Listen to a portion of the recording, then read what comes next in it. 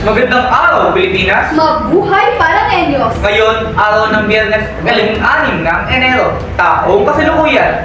Nagbabagang balita! Ako, si Sigrid Bartu. At ako naman si Angelica Castillo. Nag-uulat, STAT, Serbisyong Tapat at Totoo.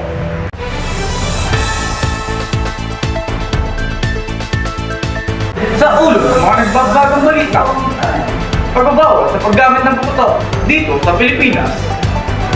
Paghahanda ng Pinay Tennis Diva Alice Millala laban kay Becky ng Croatia. Lahat ng yan, subaybayan dito sa STAT.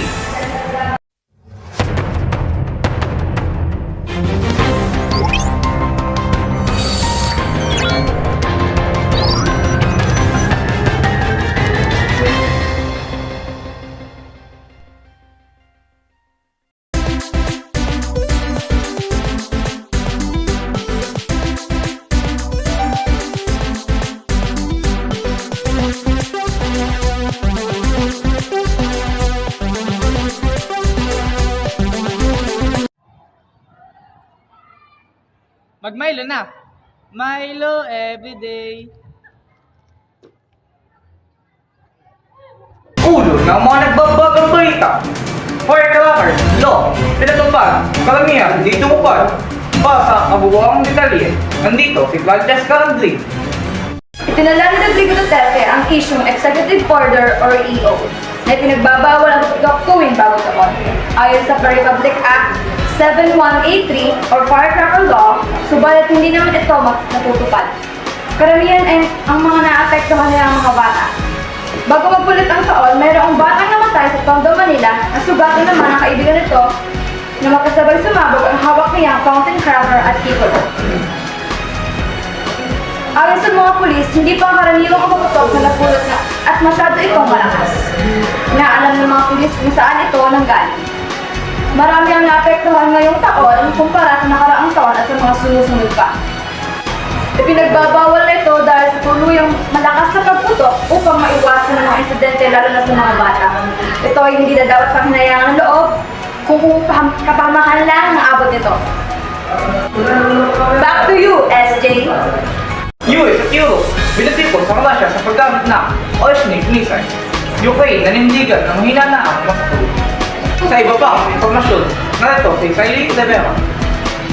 Ayon sa United Nations, magiging kinundena ng Estados Unidos ang Russia dahil sa tinuturing nitong mapanganib at hindi may paliwanag na pagpapakindi ng tensyon sa Ukraine. Kasunod nito ang pagpapalipad ng Russia ng ballistic missile, isang sandata na may kakayahang magdala ng isang nuclear warhead na bagsak malapit sa hangganan ng Poland.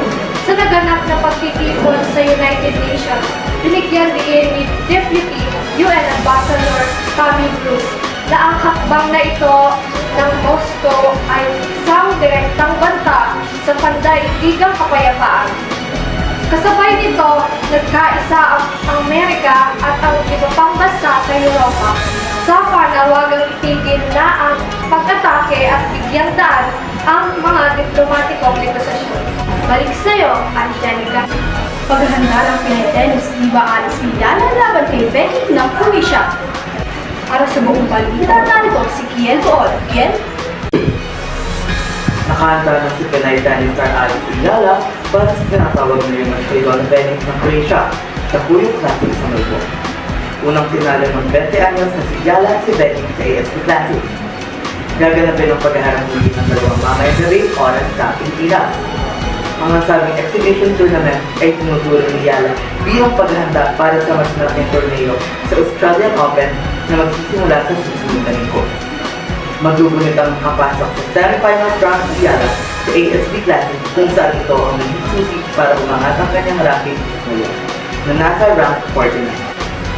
Balik dyan sa studio. Oras kong natin 2 minuto matapos na walang ng hapon.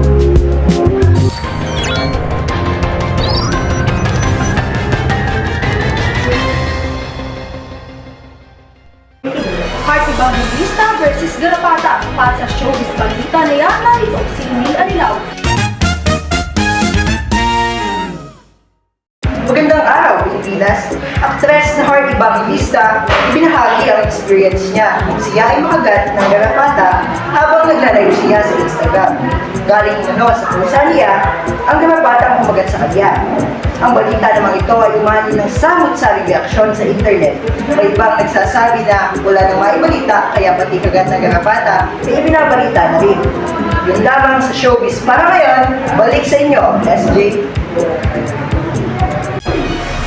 Ito na lamang ang aming mga balita kung nakalap. Muli, ako si Estudiant Porto, At ako naman si Angelica Castillo. STAT, Serbisyong tapat at totoo.